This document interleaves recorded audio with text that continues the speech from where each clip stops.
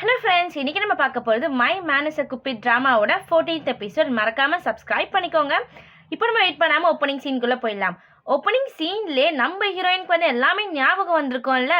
இப்போ அவங்க என்ன சொல்கிறாங்கன்னா, நான் என்னோட டெஸ்டினியை அகெயின்ஸ்டாக நான் உன்னை லவ் பண்ணியிருக்கேன், நான் இதுக்கப்புறமா அதான் பண்ணுவேன், ஏன்னா நீ தான் எனக்கு முக்கியம்னு சொல்லிட்டு அந்த டைம் கரெக்டாக நம்ம ஹீரோவோட கையுமே மறைஞ்சிருக்கும்.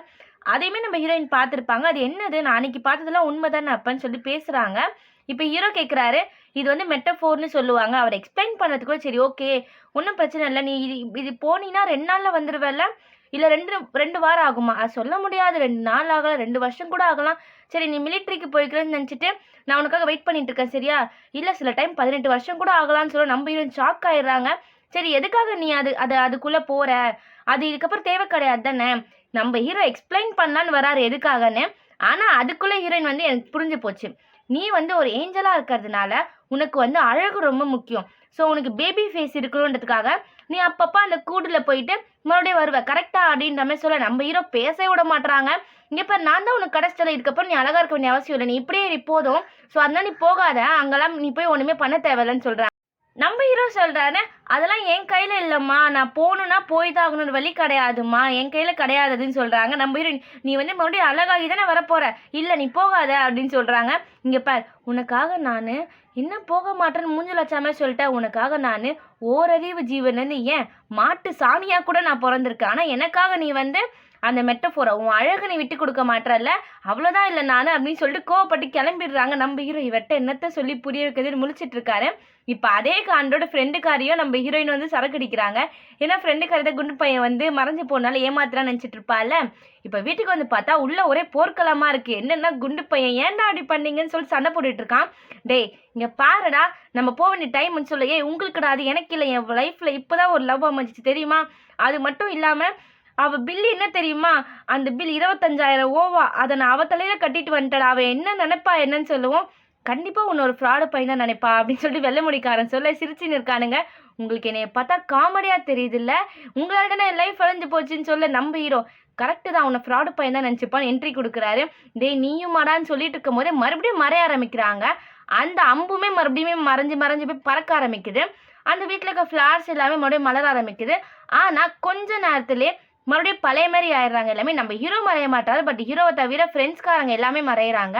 கொஞ்ச நேரத்தில் மறுபடியும் அந்த அம்பு வந்து பழைய மாதிரி சில்வர் கலராக மாறிடு. அவங்களுக்குமே ஒன்றுமே புரியலை, என்னடா நடக்குதுங்க, மறையிறோம் வரும், என்னதான் பிரச்சனை அப்படின்னு சொல்லிட்டு. இப்போ ஹீரோவும் வெள்ளை முடிக்காரனும் ஃப்ரெண்டும் பேசிகிட்டு இருக்காங்க. இந்த அம்பு ஃபுல்லாகிடுச்சு, அப்போன்னு பார்த்தா நம்ம என்னத்துக்கு மறைஞ்சு போய் ஏஞ்சல் ஆயிருக்கணும் தான், ஆனால் நம்ம ஏன் ஆகலைன்னு சொல்லிட்டு, நீங்கள் தானே கண்டுபிடிக்கணும் வெள்ளை முடிக்கார, எனக்கும் தெரில மச்சான், சரிடா நீ கண்டுபிடி சரியா அப்படின்னு சொல்லி ஃப்ரெண்டு கண்டு சொல்ல, டே இன்னும் எங்கள் தலையில் கட்டுற, உன்னால் தான் நாங்கள் இங்கே இருக்கோம், ஒழுங்கு மாதிரி தான் இதுக்கு வழியை கண்டுபிடின்னு சொல்லிட்டு அவன் சொல்லிட்டு இருக்கும் போது வெளியிருந்து ஒரே சத்தம். என்னன்னு பார்த்தா குண்டு பையன், நான் என்னை எரிச்சிக்க போகிறேன், என்னோட விங்ஸை நான் எரிச்சிக்க போகிறேன், ஹீரோ பண்ண மாதிரியே என்னோட காதலிக்காக நான் இங்கே 500 வருஷம் வாழ போகிறேன் அப்படின்னு சொல்லிட்டு ஒரு லைட்டரை வச்சுட்டு அவன் மிரட்டிட்டு இருக்கான். இதெல்லாம் மேலேருந்து இவன் ஒருத்தன் காமெடி பண்ணிக்கிட்டு இருக்கான்னு சொல்லிட்டு நம்ம ஹீரோ டப்புன்னு என்ன பண்ணுவாரா, ஒரு தீக்குச்சி எடுத்துகிட்டு வந்து கழுத்தில் சூடு வச்சிருவார். அதை கூட தாங்க முடியல அவனால். டே சுடுதுடா அப்படின்னு சொல்லிட்டு கத்தி விட்டுறான். டே இந்த சூட்டே உன்னால் தாங்க முடியல, இவர் விங்ஸை எரிச்சு பாறான், காமெடி பண்ணிட்டு போட அங்கிட்டுன்னு சொல்லிட்டு நம்ம ஹீரோ கிளம்பிடுறாரு. இதை பார்த்து ஃப்ரெண்ட்ஸுமே சிரிக்கிறானுங்க, யாரா இவன் அப்படின்னு சொல்லிட்டு. நம்மளோட குண்டு பையன், சாரி டோரா, நான் வந்து இது ரொம்ப சூடாக இருக்குது, அதனால் என்னோட விங்ஸை என்னால் எரிச்சிக்க முடியல, நான் இருந்தாலும் உனக்காக நான் என்ன வேணால் பண்ணுவேன் அப்படின்னு சொல்லிட்டு அவன் ஒரு சைட் பெணாத்திக்கிட்டே இருக்கான், நான் உனக்காக என்ன வேணால் பண்ணுவேன் அப்படின்ட்டு. இவனுக்கு என்னடா காமெடி பண்ணிட்டு இருக்கான்னு ஃப்ரெண்ட்ஸுங்க சிரிச்சிட்டு இருக்காங்க. இப்போ அப்படியே போலீஸ்காரனை காட்டுறான். அவன் என்ன பண்ணுறான்னா, அந்த நம்ம ஹீரோட பழைய வீட்டுக்கு வந்திருப்பாரு, அங்கே வந்துட்டு எல்லாம் கண்டுபிடிச்சிருப்பாருல, அப்படியே போயிட்டு சீனியர் ஆஃபீஸர் சேர்மன் கிட்டே போயிட்டு, சரி நீங்கள் உண்மையை சொல்லுங்கள், ஹீரோ பற்றி உங்கள் எல்லா உண்மையும் தெரியும் இல்லைன்னு சொல்லிட்டு அந்த ஃபோட்டோவை காட்ட இப்போ அவருமே முழிக்கிறாரு. அதை முடிச்சுட்டு டேரெக்டாக எங்கே வராருன்னு பார்த்தா ஹீரோ மீட் பண்ண வீட்டுக்கே வந்துடுறாரு. இதை பார்த்த குண்டு பையனும், இவனை எங்கேயோ பார்த்தா மாதிரி இருக்கேன்னு மூஞ்ச உத்து பார்த்துட்டு, ஐயோ அந்த கொடூரக்கார ராஜா இவன் தானே அப்படின்னு சொல்லிட்டு இவன் ஷாக் ஆகி வாயை விட்டுறேன். ஃப்ரெண்ட்ஸுங்க 2 பேருமே டே இவன் வாயை மூடுறா அப்படின்னு சொல்லிட்டு டப்புன்னு வாயை மூடி கூட்டிகிட்டு போகிறாங்க. அந்த குண்டு பையனுக்கு அல்ல, ஐயோ அவங்க வந்துட்டானா, நம்ம இங்கேருந்து கிளம்பி எங்கெல்லாம் தப்பிச்சு ஓடிடலாம் வாங்கடா அப்படின்னு சொல்ல, இப்போ இவனுக்குமே அந்த ஹிப்னோடைஸ் பண்ணதுனால கொஞ்சம் ஞாபகம் வந்திருக்கும். சரி ஓகே, உங்கள் வீட்டில் ஒரு நாய் இருக்குமே, எங்கே அந்த நாய் அப்படின்னு கேட்க இப்போ ஃப்ரெண்ட்ஸ் எல்லாம் வெள்ளை முடிக்காரனை பார்க்குறாங்க. அந்த நாய் தான் தோ நிற்குது அப்படின்னு சொல்லிட்டு, அந்த நாயை பார்க்கவா நீ இவ்வளோ தூரம் வந்தேன்னு ஹீரோ கேட்க, அந்த நாயை பார்க்க தான் வரல, உன்னை பார்க்க தான் வந்தேன்னு சொல்லிட்டு இவனுங்க எல்லாம் போயிட்டு, ஐயோ அவன் என்னடா இங்கே பண்ணுறான், வாடா நம்ம தப்பிச்சு போயிடலான்னு சொல்லிட்டு குண்டு பையன் பயப்படுறான். டே அவன் ஏன்டா இங்கே வந்தா, அவனால் தாண்டா இவ்வளோ பிரச்சனையும் ஆரம்பிச்சிச்சுன்னு. இப்போ நம்ம ஹீரோ போலீஸ்காரனு பேசிட்டு இருக்காங்க.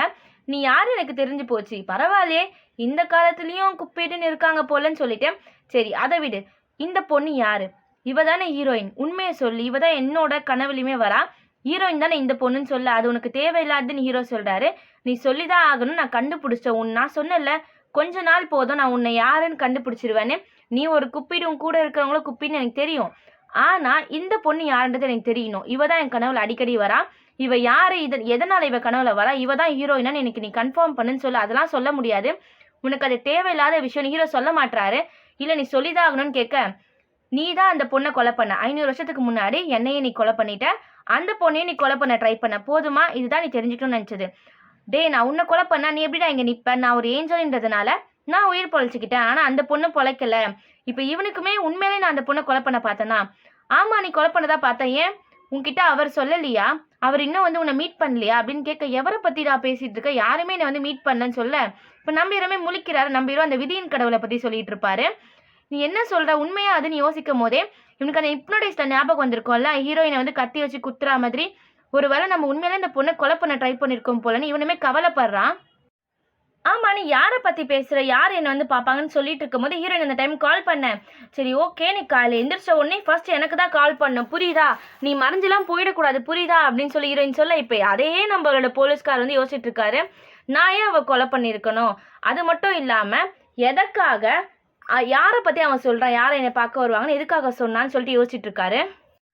ஆனால் அவன் பொய் சொன்ன மாதிரியே தெரியலையே, ஏன்னா என்னை ஹிப்னடைஸ் பண்ணும் போதுமே நான் அந்த பொண்ணை கத்தி வச்சு குத்துற மாதிரி தானே எனக்கு கனவு வந்துச்சுன்னு சொல்லிட்டு அதே யோசிச்சுட்டு இருக்காரு. இப்போ நெக்ஸ்ட் டே நம்ம ஹீரோயின் ஏஞ்சி பார்க்குறாங்க, ஹீரோ காலே பண்ணியிருக்க மாட்டாரு.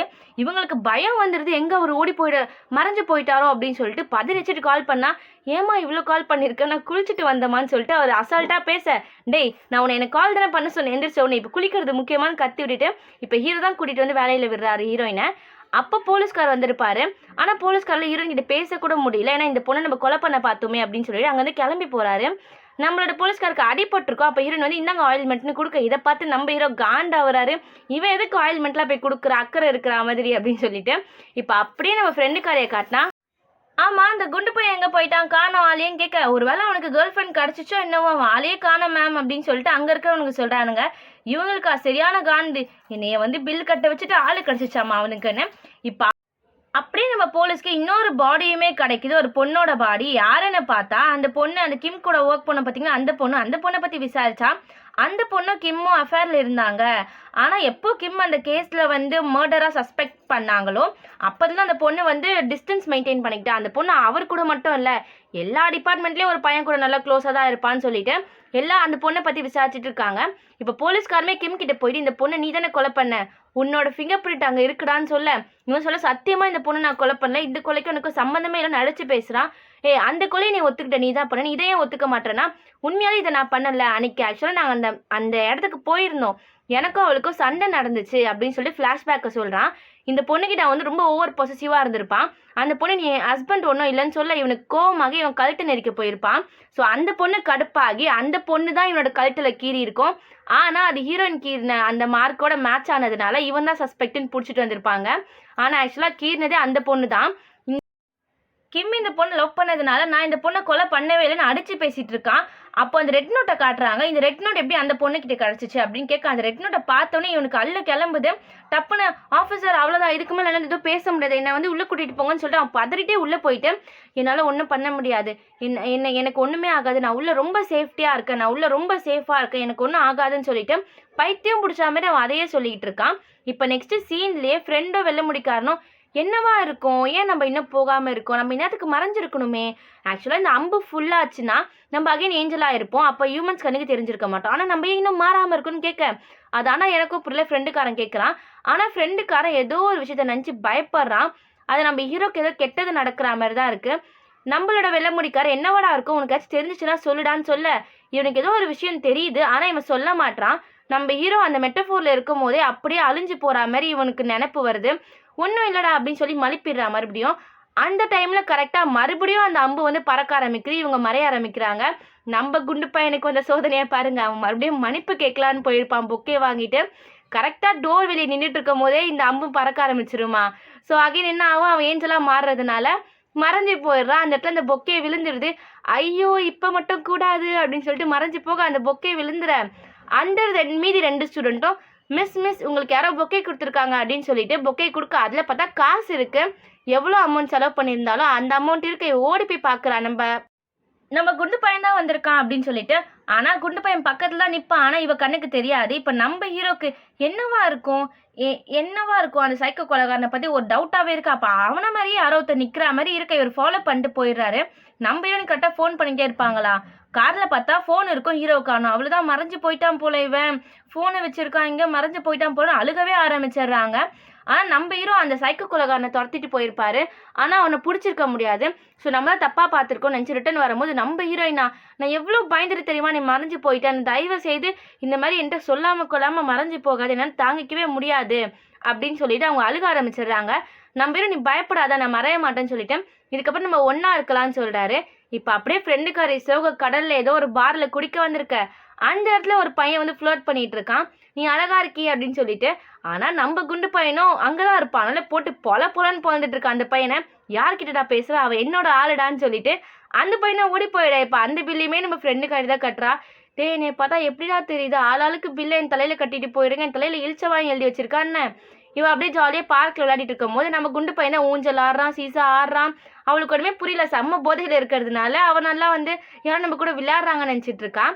இப்போ அப்படியே அந்த சர்க்கேஸ்லேருந்து அவள் விழ போக அந்த டைமுக்கு கரெக்டாக நம்ம குண்டு பையன் பிடிச்சிருவான். ஆனால் அந்த அம்பு மறுபடியும் சில்வர் கலரில் மாறிட இப்போ அவனோட உண்மையான ரூபம் வந்துடும்.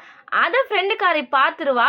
இப்போ நம்ம குண்டு பையனுமே ரொமான்டிக்காக பார்க்குறான். நான் ஒரு ஏஞ்சல் தான், இப்போ வச்சு நம்புவியா அப்படின்னு வாயில் சொல்லாமல் கண்ணாலேயே பேசிக்க. இங்கே நம்மளோட ஹீரோவை காட்டுறாங்க. 2 பேரும் ஒன்றா தான் இருக்காங்க. அன்றைக்கி நைட்டு ஒன்றா ஸ்பெண்ட் பண்ணுறாங்க. நெக்ஸ்ட் டே நம்ம ஹீரோயின் வந்து ஹீரோ கூட இருக்கிறதுக்கு ரொம்ப சந்தோஷப்படுறாங்க, ஹீரோ மறையலை அப்படின்ட்டு. ஆனால் இங்கே ஃப்ரெண்டுக்காரி எழுந்திரிச்சா என்ன நடந்துச்சு எனக்கு ஒன்றுமே ஞாபகம் இல்லையே. ஆனால் யாரோ என்னை தூக்குனாங்க, பறந்துட்டு வந்து தூக்குனாங்க, அது மட்டும் அவளுக்கு ஞாபகம் இருக்கு. இப்போ நெக்ஸ்ட் டே நம்ம ஹீரோ தான் மறுபடியும் கூட்டிகிட்டு போயிட்டு ஹீரோயினை ஒர்க்குக்கு விட. அப்போ பக்கத்தில் ஒருத்தன் பேசுகிறான். அந்த வாய்ஸை கேட்டோடனே நம்ம ஹீரோயின் மூஞ்சே மாறிடுது. என்னாச்சு, ஏன் மூஞ்சி மாறுதுன்னு கேட்டால் இல்லை எனக்கு அந்த சைக்கோ கொலைகாரனோட வாய்ஸ் ஞாபகம் வந்துருச்சு அப்படின்னு சொல்லிட்டு அவங்க சொல்கிறாங்க. இப்போ அப்படியே அந்த ஜெயிலில் காட்டினாங்கன்னா ஜெயிலுக்கு கைதியெல்லாம் பிரேக்குக்கு அனுப்பி விடுறாங்க. ஆனால் இந்த கிம் மட்டும் வெளியே வர மாட்டேன், எனக்கு உடம்பு சரியில்லை, ஸோ எனக்கு டேப்லெட் எடுத்துகிட்டு வாங்கன்னு போலீஸ்கிட்ட சொல்ல கொஞ்ச நேரத்தில் யாரோ உள்ளே வராங்க. அவங்கள பார்த்து இவன் அள்ளு கிளம்புது இவனுக்கு. நீ எப்படி இங்கே வந்த, நீ என்னை கொலை பண்ணக்கூடாதுன்னு சொல்லிட்டு இவன் பதறான். கொஞ்ச நேரத்துலேயே நம்ம ஹீரோக்கு ஒரு யோசனையாகவே இருக்குது, சைக்கோ கொலைகாரனோட வாய்ஸ் ஞாபகம் வந்துச்சா அப்படின்னு சொல்லிட்டு. இப்போ நம்ம ஹீரோயின் கிட்ட நீ எங்கேயுமே போகாத, நானே உன்னை வந்து பிக்கப் பண்ணிக்கிறேன், ஸோ நீ இங்கேயே இது புரியுதா அப்படின்னு சொல்லிட்டு ஒரு வேலை விஷயமா நம்ம ஹீரோ வெளியில் கிளம்ப. இப்போ அப்படியே நெக்ஸ்ட் சீன்லேயே அந்த சிசிடிவி ஃபுட்டேஜை காட்டுறாங்க. அந்த பொண்ணுக்கிட்ட தான் அந்த புக் இருந்திருக்கும். அந்த பொண்ணு கிம் கிட்ட கேட்குறான், நீ தான் இதை வச்சிருப்பேன்னு சொல்லிட்டு. இது எல்லாத்தையுமே நம்ம போலீஸ்கார் வந்து இன்வெஸ்டிகேட் பண்ணிட்டு இருக்காங்க. அவனுடைய இடத்துல ஃபுல்லாக சர்ச் பண்ணுறாங்க, ஏதாச்சும் ரெட் நோட் கிடைக்குதா அப்படின்னு சொல்லிட்டு. அந்த டைமுக்கு கரெக்டாக கிம் இறந்து போயிட்டு அந்த நியூஸுமே இவங்களுக்கு வருது. ஷாக் ஆயிடுறாங்க. அவனை தானே சஸ்பெக்டாக நினச்சிருந்தோன்னு. இங்கே கரெக்டாக அந்த இறந்து போன பொண்ணோட ஹஸ்பண்ட் வந்துட்டு என் நாய்க்குட்டி கீழே வந்துச்சு, ஸோ ப்ளீஸ் கொஞ்சம் ஹெல்ப் பண்ணுங்கன்னு சொல்லிட்டு உடனே சர்ஜரிக்கு அரேஞ்ச் பண்ணுறாங்க. இவனுமே ரொம்ப பதறான். பட் அப்படியே கட் பண்ணி நம்ம போலீஸ்காரனை காட்டுறாங்க. அவருக்கு ஒரு ரெட் நோட் கிடைக்குது. அந்த ரெட் நோட்டில் ஜெல்லசின்னு இருக்குது. இந்த ரெட் நோட் ஆக்சுவலாக வந்தது அந்த கிம் பையனுக்கு தான். ஸோ இந்த சைக்கோ கொலைகார பொண்ணுங்களை மட்டும் கொல்லலை, பசங்களும் சேர்த்து தான் கொள்கிறான். இந்த நோட் எப்படி இவன் பிளேஸில் இருக்குது அப்படின்னு சொல்லிட்டு இப்போ நம்மளோட ஹீரோ ஏதோ ஒரு இடத்துக்கு போயிருப்பாரு அவனை பார்க்கறதுக்காக. அந்த சைக்கோ கொலைகாரன் இங்கே இருப்பானோ ஒரு டவுட்டில். இப்போ சர்ஜரி ஸ்டார்ட் பண்ணும் போதே யாருமே இருக்க மாட்டாங்க ஹீரோயின் கூட. அப்போ அந்த ஹஸ்பண்ட் வந்து சாரி உண்மையாலே அவள் வந்து பொழைச்சிப்பாளா அப்படின்னு கேட்க. அந்த வாய்ஸை கேட்ட உடனே நம்ம ஹீரோயின்கா இது அந்த சைக்கோ வாய்ஸ் ஆச்சேன்னு சொல்லிட்டு அப்படியே மூஞ்சில் அவங்களுக்கு அள்ளு கிளம்பிடுது. திரும்பி பார்த்தா அவன் வில்லத்தனமாக சிரிச்சிட்டு நிற்கிறான். சொல்லுங்கள், நீங்கள் தானே சொல்லணும், என்னோட நாய்க்குட்டி உயிர் பொழைச்சிருமா, நீங்கள் தானே காப்பாற்றி கொடுக்கணும் அப்படின்னு சொல்லிட்டு ரொம்ப டெரராக ஹீரோயின் பக்கத்தில் வர ஹீரோயினுக்கு அப்படியே ஸ்டன் ஆகி நின்னுறாங்க. பத்தாவதுக்கு அவன் கையில் கத்தி வேற வச்சுருக்கான். இவங்களுக்கு என்ன பண்ணுறதே தெரியல, ஏன்னா கூட யாருமே இல்லை. இவங்க அப்படியே அமைதியாக நின்றுட்டு இருக்க. இப்படியே நம்மளோட 14th எபிசோட் இங்கே முடியுது. மறக்காமல் லைக் பண்ணிக்கோங்க, சப்ஸ்கிரைப் பண்ணிக்கோங்க. தேங்க்யூ ஃப்ரெண்ட்ஸ், பாய்.